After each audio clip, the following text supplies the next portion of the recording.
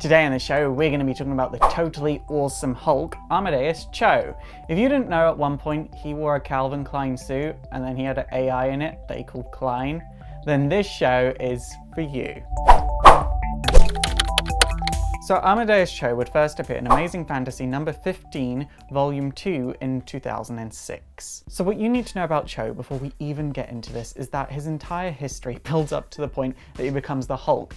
And so because of that, all of the stories that he's involved in are a little bit rocky, and at times you will be questioning, why is he even there? Like, did he do anything in that story? So just take that into account.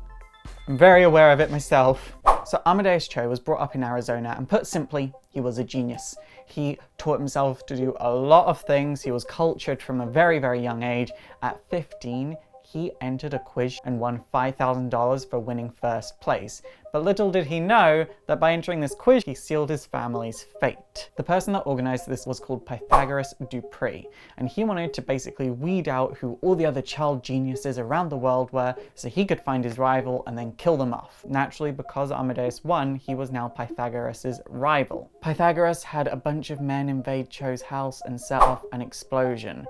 Amadeus was the only one to survive. By the looks of things, both of his parents and his sister died. Although it would later on be revealed that his sister did survive as well, but that's a whole other story. We'll get into that in another video. Just take into account that she is alive, but he thinks she's dead. Cho would survive on his own for a bit, and he would become friends with the Hulk. Shortly after this, to put a long story short, Cho is next seen in World War Hulk, and then he would come across a depowered She-Hulk. Cho would then be put in touch with Hercules and Angel, who both owed Hulk favors, so Cho would be able to use Angel's money to buy a submarine. He would go to recruit Namor, and Namor would be like, no, this isn't really for me, which is like, what the fuck? Namor's usually down for revenge, and now he's not, but then Namora would join them, which is like, you know, getting Danny Minogue, but it's better than nothing. So this new team of champions would try to defeat Hulk, and they would fail. Then when Hulk was defeated by S.H.I.E.L.D., Cho and Hercules actually became prisoners of S.H.I.E.L.D. We're going to skip forward a bit here. Now, what you need to take note of is that from this point onwards, Cho mostly does team-based activity, which is fine for some characters, but in Cho's case, it was kind of annoying. Like, he didn't really have a place on any of these teams. And it's not necessarily a bad thing. You kind of always need that one character that you're like, so why are you here? But at the same time, when it was consistently Cho, he did become a bit of a joke character until he became the Hulk. So the elder god Chthon would make a series of events that Cho named the Chaos Cascade. So he would gather together several heroes, including Henry Pym, and they would form the mighty Avengers. Later, when the intelligentsia wanted to gather the 8 smartest minds in the world and just kidnap them, Cho wasn't on that list. And Bruce Banner was like, oh no, Cho has dropped to 10th place, he's no longer the 7th smartest person in the world. But later on, Banner would be like, oh, I was just kidding.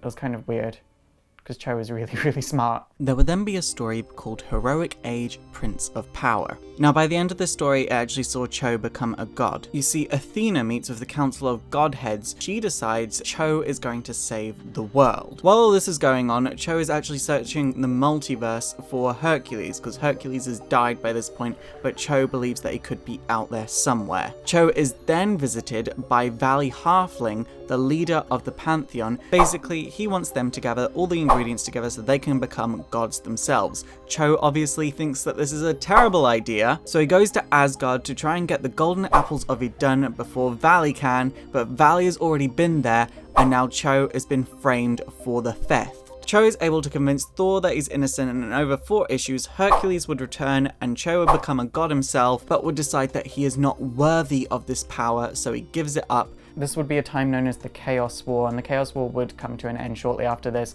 After that, he would end up working with the Hulk family very briefly. It was mainly a fighting thing. He would fight alongside Red She-Hulk and Hulk. And then there will be this really weird story in the Savage Lands. He ends up making this suit for himself that has this artificial intelligence in it called Klein. It can make him fly, he has super strength, super durability. It's really, really awesome, but then the story eventually devolves and it ends up becoming all about Wolverine and Hulk. And it's really frustrating because it wasn't that bad of a story, it was a little bit weird. weird, but it wasn't that bad, but I wish it could have just been about Amadeus Cho. Then eventually Time Runs Out would happen. Now Time Runs Out is basically where these incursions were happening and they were destroying the multiverse. So it was up to the Marvel Illuminati to stop it, and Cho would end up joining the Illuminati. The Avengers were after them, and it was up to Cho to break into the Avengers Tower, get Tony Stark's files, and then get out of there. But he was caught, he couldn't teleport out of there using his device,